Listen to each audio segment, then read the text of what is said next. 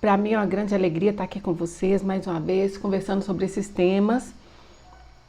Nós começamos falando sobre o tempo que a criança passa diante das telas, né? E se isso prejudica ou atrapalha. E nós fomos avançando, né? Nas consequências desse tempo, desse excesso de tempo de exposição às telas. Falamos sobre o tempo ideal para cada idade. E fomos colocando dicas e demos até a fórmula, né? FIT, que é a fórmula do tempo ideal. Nessa fórmula nós falamos sobre metas, de traçarmos metas para mudar essa situação. E aqui começou a surgir uma outra situação. É como mudar uma mentalidade que foi gerada no nosso filho durante esse tempo, que ele não consegue resolver, que ele não consegue sair disso. Como mudar uma mentalidade, como trazer uma nova aprendizagem. E aí nós começamos a falar sobre aprendizagens e ontem nós demos 3 passos importantes, as 3 dicas essenciais para uma boa aprendizagem e que você pode trazer para dentro de casa. E aí nós entramos num assunto importante, que durante a quarentena, o que muitos pais e muitas mães estão precisando fazer, que é de se reinventar, não é isso?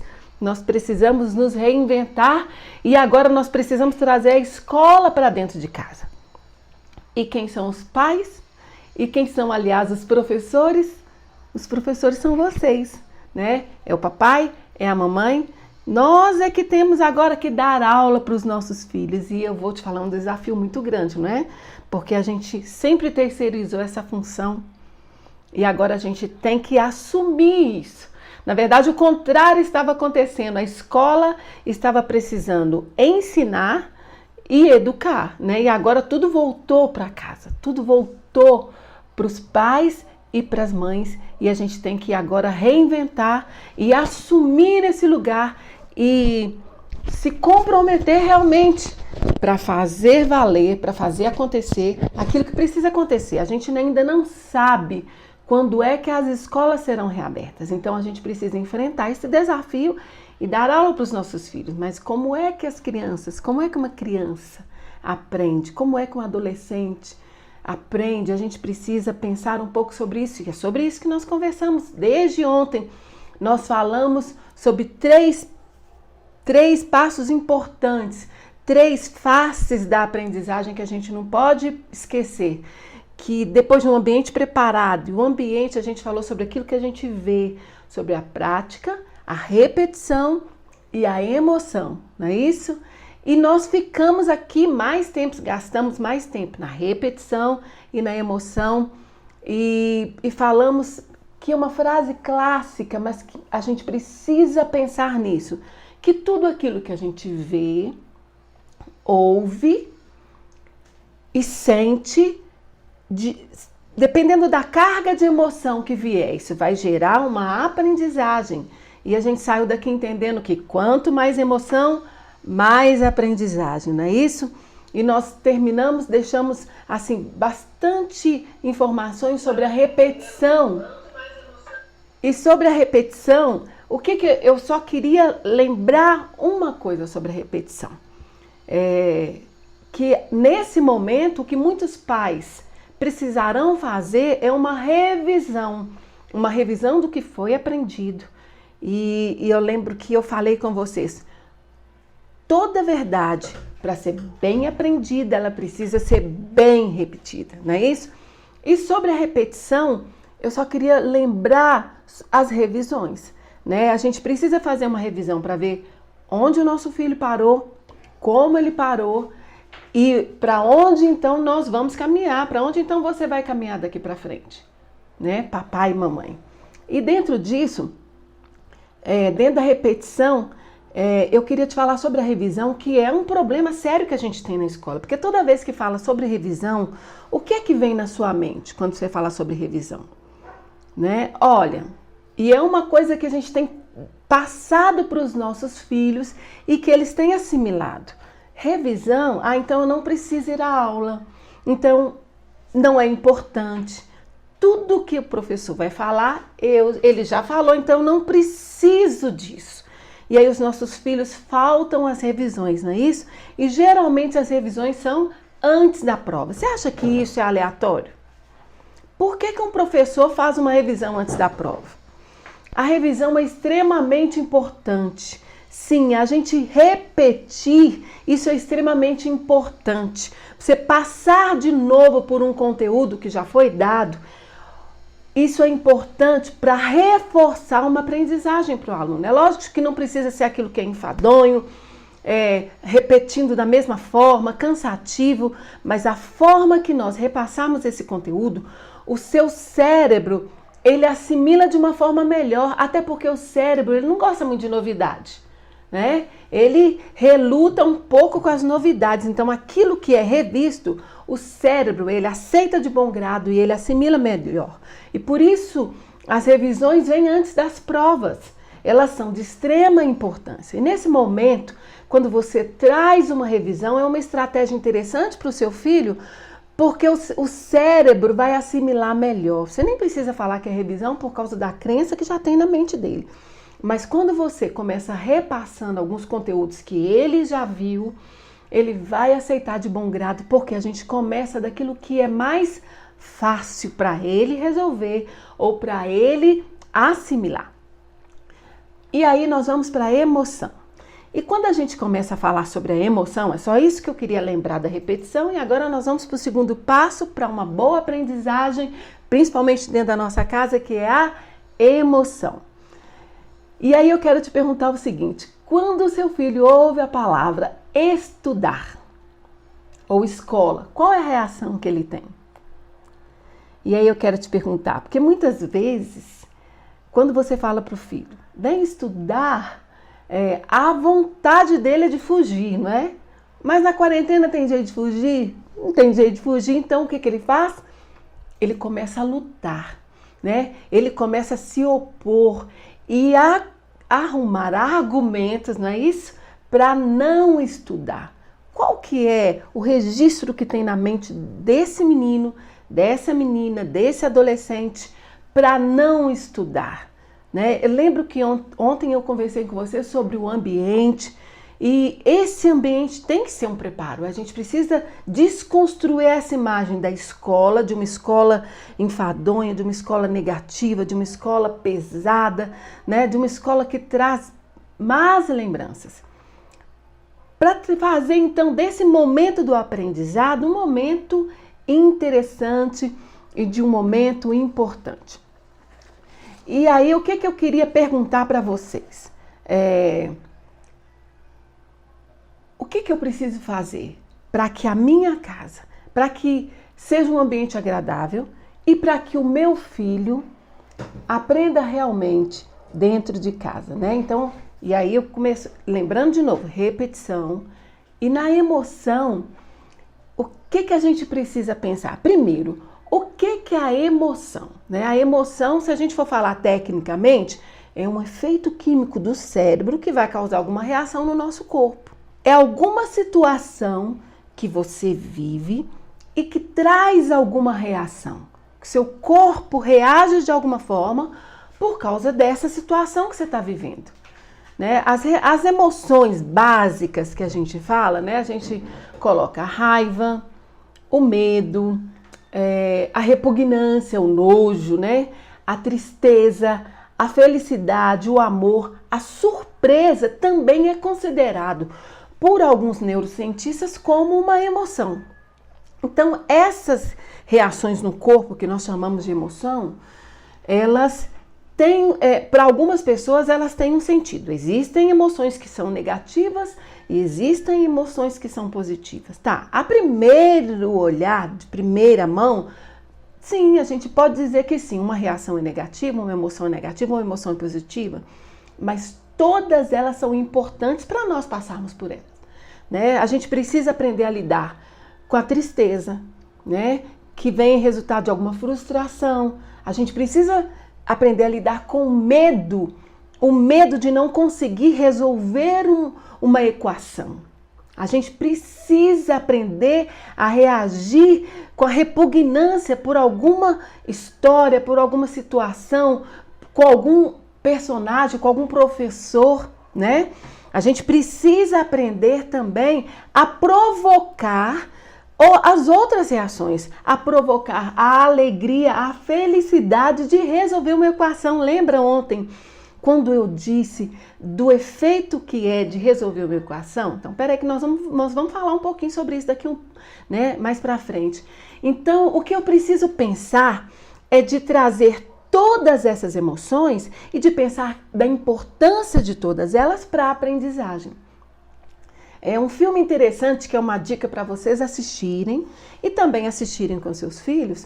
É um filme Divertidamente. É um desenho animado, mas é extremamente importante para a gente entender o lugar e a importância de todas as emoções. Você vai ver que a personagem ela só experimentava a alegria, né? Só a alegria que entrava em ação, não era? Era a protagonista. Até que a personagem principal começou a perceber que havia um desequilíbrio. Ela precisava passar por outras emoções, por outras situações para aprender a lidar com essas emoções e amadurecer. Há um desenvolvimento da criança, do pré-adolescente, do adolescente, quando ele lida com certas situações, então, com certas emoções. Então, lidar com as emoções é extremamente interessante. E aí, quando a gente fala da escola, quando a gente fala vem estudar, a gente entende que existem algumas crenças já na cabeça dessa criança, desse adolescente que vieram através do quê? Daquilo que ele viu, daquilo que ele ouviu, daquilo que ele sentiu e de uma carga de emoção que havia em cima disso e que trouxe uma resistência, uma repugnância, uma tristeza ou uma alegria. Então existem crenças tanto na criança quanto em nós também. E essas crenças é que têm sido às vezes um bloqueio na aprendizagem, né? Pensa comigo. Lembra de algum professor que você gostava demais, mas ele começou dando um conteúdo que você não gostava e você tinha aversão, por exemplo, pela matemática, até que apareceu aquele professor, né? E às vezes aquele professor nem era tão bom assim, mas ele tinha um diferencial, sabe o que era? Ele se importava com você, ele te dava atenção. Talvez você tivesse até passado por outros professores antes que a escola ou outras pessoas comentavam sobre ele como um gênio da matemática, né? Mas até que um dia chegou aquele professor simples, aquele professor que nem era um gênio da matemática, mas ele se importava com você. E essa emoção que foi provocada porque ele se importava com você fez você começar a gostar da matemática. E aí deixa eu te lembrar uma coisa. A rejeição ou a expressão do rosto, principalmente de um professor ou de uma mamãe, de um papai, quando expressa, né, quando ela comunica rejeição, ela causa uma dor no cérebro, ela causa uma reação no cérebro. E essa reação acontece no mesmo lugar onde acontece a dor física. É por isso que a rejeição causa um trauma muito grande. Causa uma impressão muito grande no cérebro. Então a gente precisa entender e trazer para a aprendizagem essas emoções. Não emoções negativas, mas principalmente emoções positivas que vão trazer aí um efeito de maior aprendizagem no cérebro. Não é isso? Eu me lembro que quando, para nós, para todos os educadores, é muito importante. Existe um momento de aprendizagem, de assimilação do aprendizado, que é quando a criança, você já passou o conteúdo e a criança ainda está tendo dificuldade, e o professor, um recurso que o professor usa muito em sala de aula é deixá-lo fazer aquela atividade com outro colega, principalmente se o outro colega sabe um pouco mais do que ele, do que esse aluno. E isso é uma estratégia também de aprendizagem. Né? Um colega acaba ajudando o outro. Mesmo quando os dois têm dificuldade, eles tentam fazer e acaba que nessa tentativa eles avançam, eles aprendem melhor. Ou um colega, quando sabe melhor, ajuda o outro que ainda não sabe. Isso é uma estratégia. Mas quando eu estava na sala de aula, sentar junto não era tão interessante assim. O que acontecia? Sentar junto havia havia uma competição. Havia uma coleguinha, né? Eu tinha uma colega na sala de aula, onde as pessoas brigavam para sentar com ela. Então ela tinha a lista para quem ia sentar ao lado dela, porque ela era a menina bonita, dos olhos verdes, que tinha um lanche bacana e que dividia o lanche. Então tinha toda uma situação. E eu sempre ficava para trás, né? Eu sempre ficava lá esperando que dia será o dia da minha sorte, né? Que dia que eu vou sentar com essa coleguinha minha. E tinha também uma situação muito complicada, porque eu era uma menina muito agitada na sala de aula. Eu era tão agitada que eu terminava rápido a atividade e ficava ali conversando com os colegas. Conversava, mas conversava na sala de aula. E qual era a estratégia da professora para eu ficar quieta? Ela me colocava para sentar com um menino. E olha, imagina uma criança, uma menina com 8 anos, sentar com um menino, 8, 9 anos, era muito complicado, sabe? Porque os outros colegas começavam a rir, a criticar, a debochar e falavam, tá namorando, né? E geralmente a professora me colocava para sentar com um colega, hoje ele é muito bacana, é meu amigo e trabalha numa empresa de transportes. De vez em quando eu fico sabendo sobre ele, mas na época ele era um menino extremamente sério, tímido, calado, e eu tinha que sentar do lado dele. E ele nem conversava. Então a experiência de sentar junto para a aprendizagem, para mim, era muito negativa nessa época. Mas talvez, se os professores já tivessem essa informação, eles usariam esse recurso de uma forma diferente, né? Assim? Então, olha, para você pode pensar nisso. Essa é uma estratégia interessante, né? Eu contei essa experiência só para a gente avançar. Por quê? Porque existem experiências da aprendizagem que são extremamente negativas, principalmente quando você compara essa criança com uma outra criança. Aí fulano já aprendeu esse conteúdo. Por que você não sabe ainda? Seus colegas já estão todos avançando, todo mundo já faz isso, por que você não faz? Isso gera um bloqueio na mente do seu filho. Então existem situações que provocam emoções negativas e por isso causam uma crença. Eu não posso aprender, eu não consigo aprender. E às vezes o bloqueio é só com aquele conteúdo, é só com aquela operação matemática, é só com aquela frase, com a escrita daquela palavra. Então nós precisamos tomar cuidado com essas situações. Eu falei ontem, você lembra? Quando repete muito, esse menino é uma peste, esse menino é mau, esse menino é muito bagunceiro. Como é que você aprende alguma coisa na escola?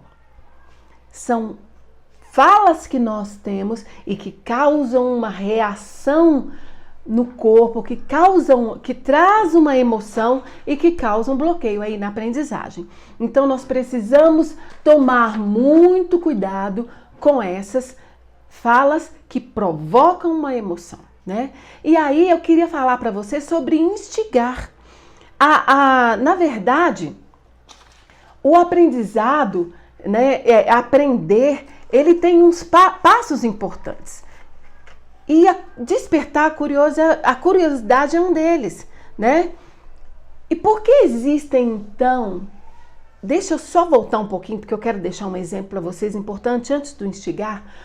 Por que na escola existem, por exemplo, algumas... Você lembra de algumas coisas e você pensa assim, por que isso ficou tão marcado na minha vida? Quer ver uma coisa? A história do Chapeuzinho Vermelho. Quem não lembra da história do Chapeuzinho Vermelho? É uma das histórias mais contadas na escola, não é isso? Desde a educação infantil, a gente ouve, bem resumidinho, a história da Chapeuzinho Vermelho. Né? E aí, por que essa história da Chapeuzinho Vermelho é uma história que a gente gravou tanto, né? E como que eu uso, então, esse recurso, a história da Chapeuzinho Vermelho? Como é que eu uso o recurso? O que tem por trás dessa história para gerar um registro tão importante na nossa mente, a gente nunca se esquecer? Primeiro, olha só, a história, ela faz do aprendizado algo que é prazeroso. Então pensa bem, a história A história da Chapeuzinho Vermelho. Deixa eu só separar a minha cola aqui. Pronto. A história da Chapeuzinho Vermelho. A Chapeuzinho Vermelho é uma criança.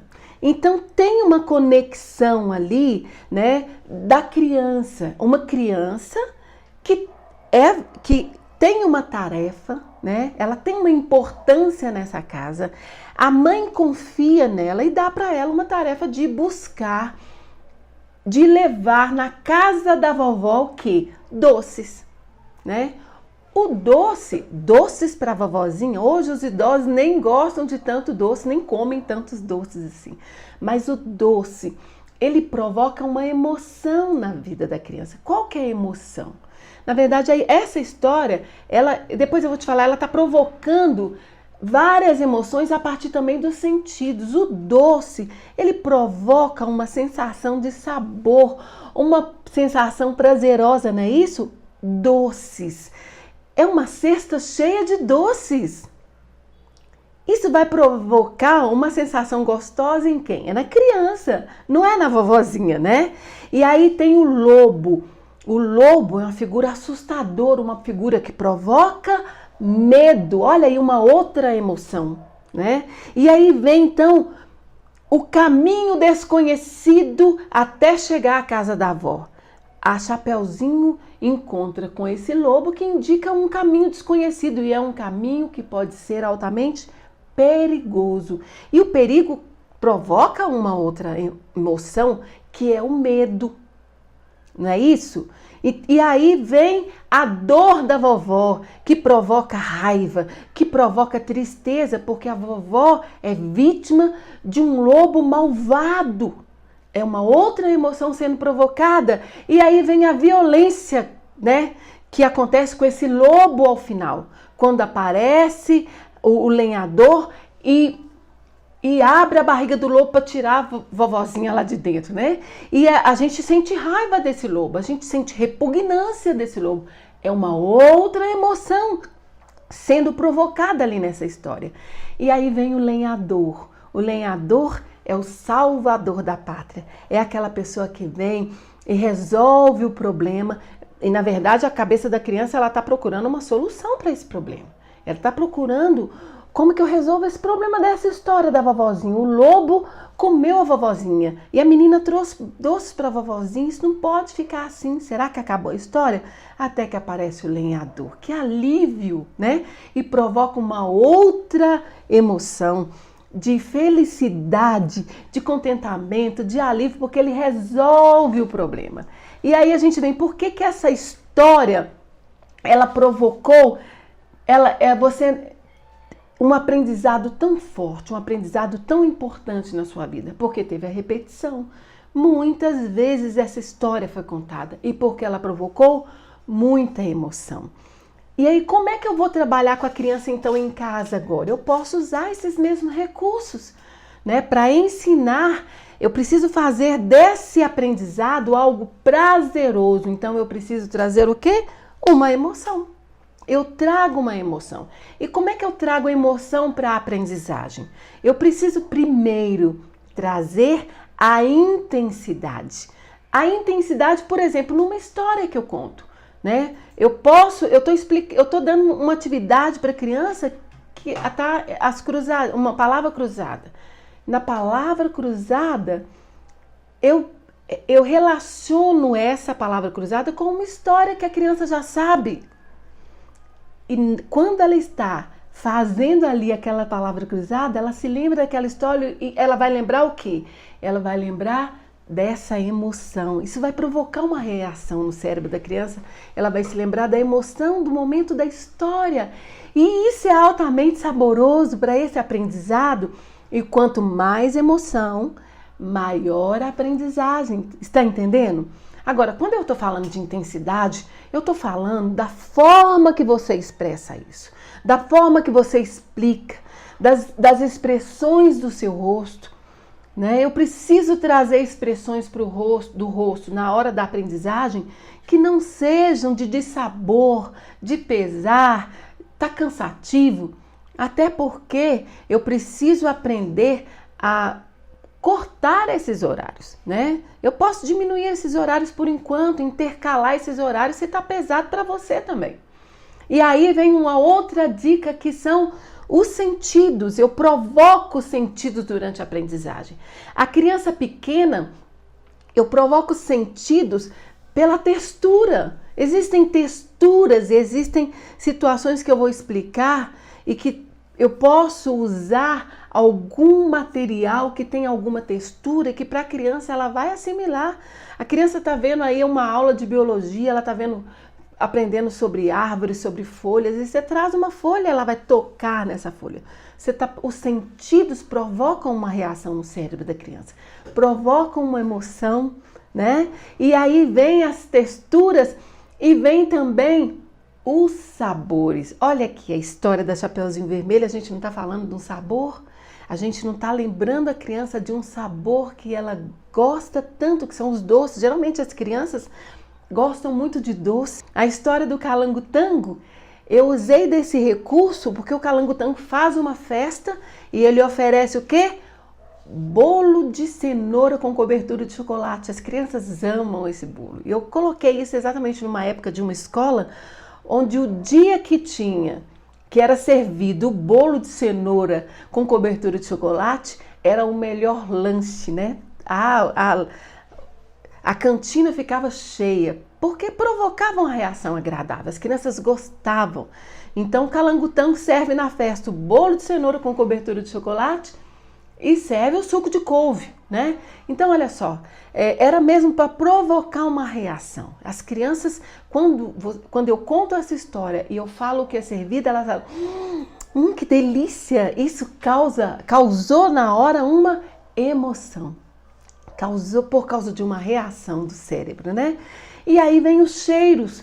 Quando você pode assimilar alguma aprendizagem a algum cheiro, isso também causa uma emoção. Então a gente está falando dos sentidos. Quando você usa os sentidos, o tato por causa da textura, o paladar por causa do sabor, né? Os cheiros, os perfumes por causa, né, do cheiro, por causa do qual a reação do olfato, né? Então são essas do que ouve, né? A forma que você fala, aí vem a música.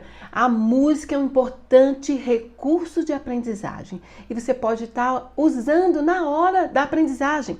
A criança pequena, quando ela está aprendendo identidade, quando ela está aprendendo sobre partes do corpo, um ótimo recurso são as músicas. Cabeça, ombro, joelho e pé. Não tem essa música? E a criança assimila melhor as partes do corpo porque ela está cantando e praticando. Cabeça, ombro, joelho e pé. Joelho e pé. E aí ela vai repetindo. E isso provoca emoções importantes porque a música sempre provoca emoções na vida da criança, do adolescente, do adulto. É importante usarmos recursos assim também, né? E aí vem uma atividade interessante que são as parlendas. As parlendas vão servir para antes da alfabetização e para a alfabetização, porque as parlendas, o que elas fazem? Elas vão ampliar, né, não só o conhecimento de mundo, mas o repertório de palavras da criança. O que as parlendas elas fazem? As parlendas, elas vão colocar a criança em contato de uma forma de uma forma poética com palavras e que ela vai aprender então, vai entender então o prazer das rimas, das aliterações. O que é isso, aliteração? É quando a palavra começa das mesmas formas, quando existem parlendas que começam com as mesmas letras, né? Isso traz um sentido importante e interessante para a vida da criança, né? Eu lembro de algumas parlendas, hoje é domingo, pé de cachimbo, cachimba de ouro, bate no touro, e tantas outras parlendas que a gente tinha na nossa infância, não é isso? E as parlendas têm esse recurso de, então, ampliar esse repertório de palavras. Mas na hora de ensinar, eu não posso chegar para a criança agora e dizer, olha, hoje nós vamos trabalhar, eu vou te ensinar, então, o valor aqui da consciência fonológica. Nenhum pai, às vezes nem professor entende muito bem o que é consciência fonológica. Mas quando a criança aprende através das parlendas, através das rimas, através das pequenas, do que é o que é, das frases, das pequenas músicas, ela vai aprendendo o valor das sílabas, das letras, dos fonemas. E aí você está ensinando, sem entender bem, você está ensinando consciência fonológica para a criança. Mas isso é assunto para outro dia. Então é importante a gente lançar mão dessas situações que provocam emoções na vida da criança. E aí das parlendas, vem as contações de história. Né? Assim, a contação de história, ela vai fazer, como eu expliquei para vocês, ela vai provocar todas essas emoções aí que eu citei na história da Chapeuzinho Vermelho, mas isso acontece com a maioria das histórias. As histórias colocam o cérebro para funcionar. E quanto mais emoção, maior aprendizagem. Eu posso usar a história como um recurso para enfatizar alguns conteúdos. Né? Assim, então, a contação de histórias, ela tem um valor muito, muito importante. Né? E aí a gente Então, eu quero deixar aqui algumas dicas para a gente deixar essa aprendizagem, então, mais saborosa, mais emocionante ainda. Mas é só para fechar mesmo, porque eu já dei muitas dicas, né? Mais algumas dicas. E aí eu quero falar para você sobre uma dica interessante. Quando você estiver ensinando alguma coisa para a criança, não só porque você está agora ensinando em casa, mas também sobre o nosso assunto lá, né? Nosso assunto que a gente começou, sobre o tempo de exposição da criança às telas. Você está trazendo um novo aprendizado para a criança naquele momento que você está diminuindo de exposição às telas, lembra? Quem está me acompanhando vai saber bem sobre esse assunto e tá lá tudo no canal do YouTube, essa sequência que a gente começou desde o dia 26 de abril e que vai terminar no dia 10 de maio. Então você olha lá para você então se inteirar do assunto para chegar até aqui e entender melhor.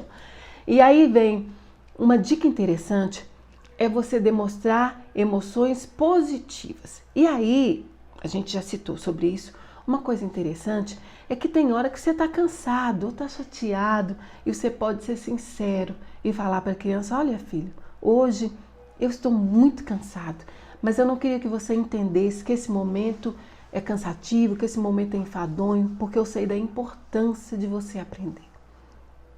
A reação que você causa nessa hora na vida dessa criança é a mesma daquele professor que se importava com ele.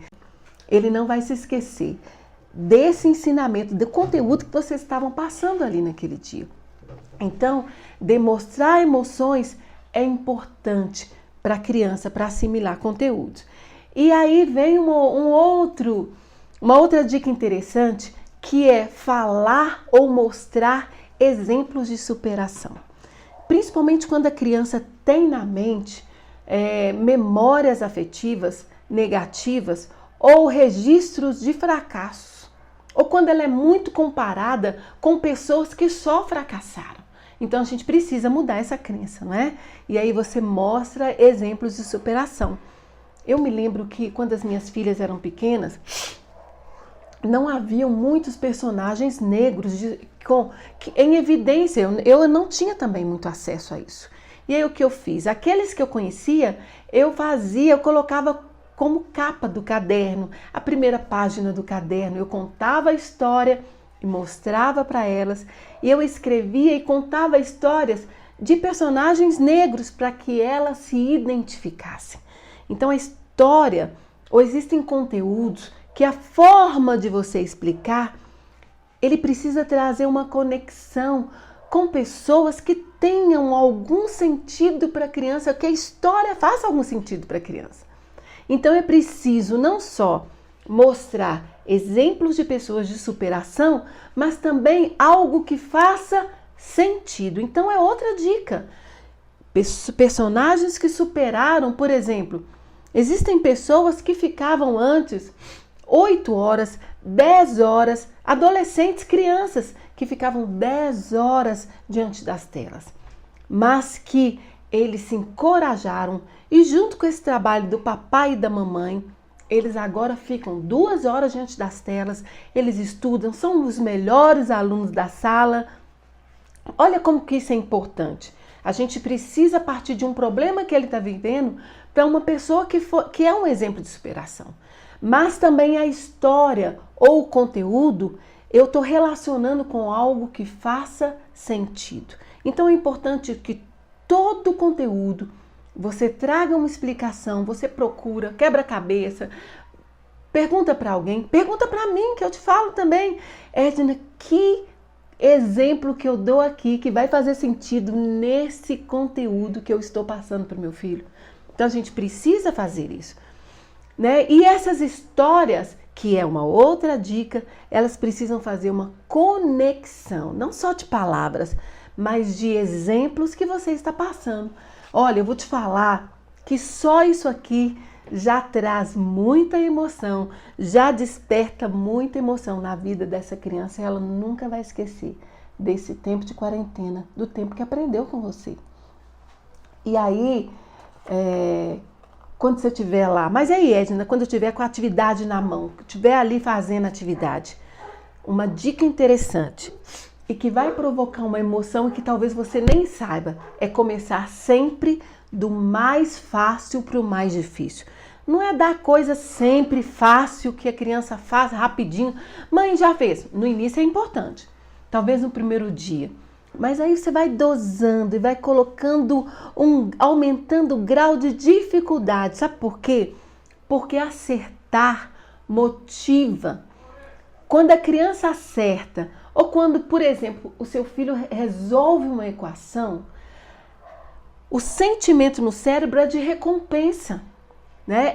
É de satisfação, e isso é importante, porque o cérebro vai começar a buscar naquela atividade que a criança está fazendo, vai começar a buscar esse efeito de superar, esse efeito de realizar, esse efeito de concluir, esse efeito de acertar, e ele vai querer acertar.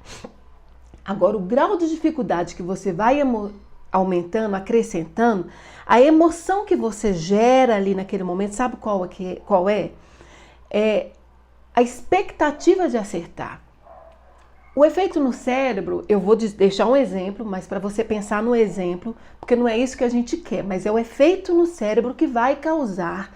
É o mesmo efeito da fissura da droga. Você sabe que quando a pessoa que é viciada numa droga, a fissura dela de conseguir a droga, o efeito no cérebro, o disparo de dopamina é maior do que quando ele consegue a droga realmente. O empenho é muito maior, a busca é muito maior, até o momento que ele consegue e se realiza ali, né? É isso que provoca a dependência. Agora, na criança, na aprendizagem, desculpa aí se você achou o efeito pesado, mas eu quero te provocar para algumas situações mesmo. O efeito é esse efeito de buscar resolver a equação, de buscar resolver aquela atividade, mas isso precisa ser aumentado gradativamente para causar então esse efeito de concluir, esse efeito de se autodesafiar. Na verdade, você que está desafiando, mas a criança se sente desafiada e vai buscar aqui aquele resultado. Olha como isso é importante a gente pensar nisso. Agora, você é o professor e você precisa pensar nessas emoções que são provocadas. Eu volto para aquilo que eu ia falar lá atrás, sobre instigar. Instigar, na verdade, é despertar a curiosidade.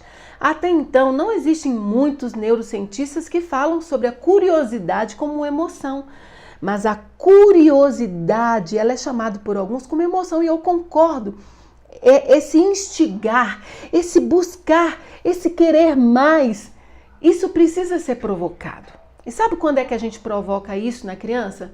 Quando você não dá respostas prontas. Existem pais que eu chamo de irresponsáveis, quando eles dão uma resposta pronta para a criança. A criança chega e pergunta: mãe, aqui está dizendo que 2 mais 2, está perguntando quanto é 2 mais 2. A mãe diz: é 4, meu filho, responde aí. você está tirando da criança a oportunidade de pensar, de buscar, de contar com os dedinhos, de pegar ali 4 tampinhas, as tampinhas das garrafas e colocar ali e calcular. Isso é importante para a criança, instigar a criança, é despertar a curiosidade, é não dar respostas prontas, é devolver para ela a pergunta.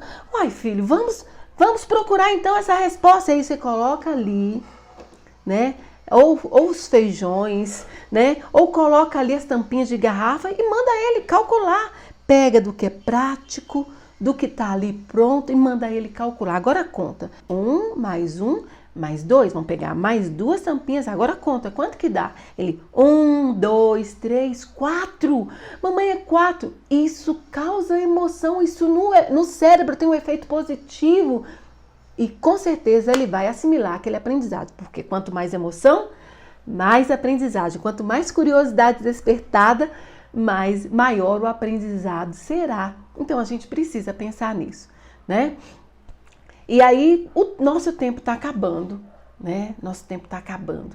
E eu preciso pensar, né? A gente precisa pensar não só na curiosidade, na expectativa, mas no resultado que a recompensa traz. O resultado de recompensa que o cérebro aciona no momento que a criança concluiu uma atividade é altamente saudável para o cérebro e para todo o corpo. Então a gente precisa pensar nisso, mas isso vai ter que ficar para amanhã porque o nosso tempo acabou. Mas eu quero terminar contando uma história para você. Você já ouviu falar sobre o efeito Pigmalião? Pois é, de onde surgiu esse efeito Pigmalião? O efeito Pigmalião, ele vai falar sobre a profecia autorrealizável. Aquilo que eu falo para a criança e acaba se tornando verdade. Tanto eu falar que ele não sabe direito, que o irmão é melhor do que ele, que o irmão é mais inteligente, ele acaba assimilando aquilo e aquilo realmente acaba acontecendo. Mas de tanto eu falar que é isso que nós estamos fazendo isso aqui, não é para mudar uma verdade na vida das crianças, uma crença, de tanto eu falar que essa criança é inteligente, que ele busca, que ele se empenha, que ele se esforça, ele acaba assumindo essa crença e colocando no cérebro que realmente isso acontece. Mas de onde surgiu essa história, o efeito Pigmalião?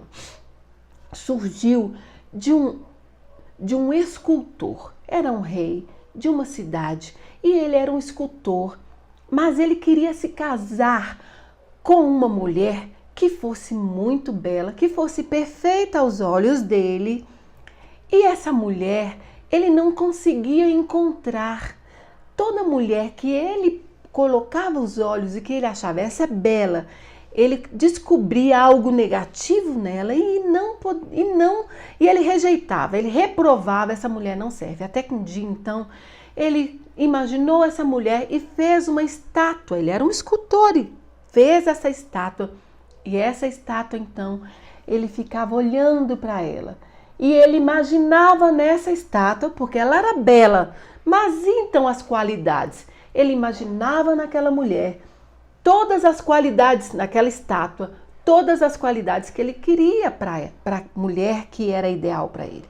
E de tanto ele imaginar, de tanto ele contemplar, de tanto ele sonhar que aquela estátua, né, era a mulher que ele queria, veio então uma deusa, que essa é uma lenda grega, e veio então essa mulher, essa deusa, e olhou para ele e ficou compadecida com a situação dele e transformou então essa mulher, transformou então essa estátua em uma mulher. E aí ele ficou feliz, ficou realizado. É para trazer exatamente esse efeito Pigmalião. De tanto ele imaginou, de tanto ele falou que aquela estátua era a mulher perfeita para ele. Ela se tornou então a mulher perfeita. Isso é muito usado hoje nas nossas escolas e eu quero dizer para você que é muito usado também para a criação. De tanto eu imaginar, de tanto eu declarar e de tanto eu falar sobre os nossos filhos, coisas positivas, assim acontecerá com ele. Nossos filhos serão aquilo que nós declaramos desde a infância. Então fica aí hoje, né, a nossa live, e amanhã nós vamos continuar nesse assunto tão importante. Um abraço para vocês, pessoal do Insta, né? Eu tô pegando aqui para desligar, que já vai desligar aí. Um abraço para vocês, um abraço para o pessoal do Face, um abraço para o pessoal do YouTube e até amanhã às 17h07. Espero vocês.